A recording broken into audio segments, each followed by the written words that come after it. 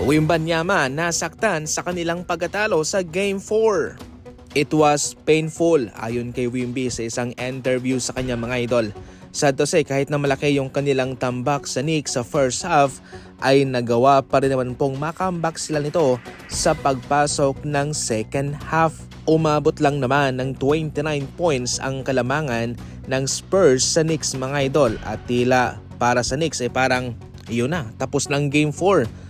Talo na sila, pero gininaw ang mga kamay nitong mga Spurs player at hindi sila gaanong naka-score ng malaki sa second half. Sa third quarter, 14 points lamang.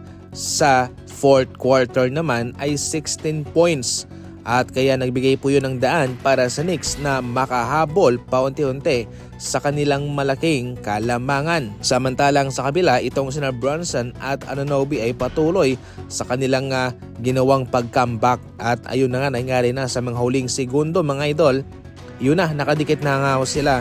At sa winning tip nitong si Anunoby, iyon po ang nagpanalo sa kanila. Pwede pa naman sana silang manalo sa mga huling segundo na. Yung kaya De'Aaron Fox, malaking pagkakamali yung kanyang ginawa mga idol. Marami ang nagsasabi na sana ay hindi na lang siya nag-attempt at sana hinayaan na lang niya yung oras na matapos. Pero ganoon talaga mga idol, sa journey patungo sa pagiging magaling na kupunan ay meron ka talaga mga pagkakamali na matututunan along the way.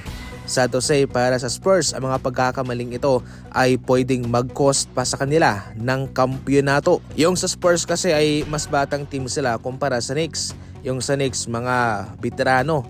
Yung kanilang starting lineup nga ay hindi naman talaga nagsimula as Knicks, kundi kanilang kinuha lamang sa ibang kupunan o nag-trade sila o nag-sign via free agency. Ang laban nito ay nagpapakita lamang na kahit na gaano man kalaki ang tambak sa'yo ng kalaban, hindi ka pa rin dapat na sumuko.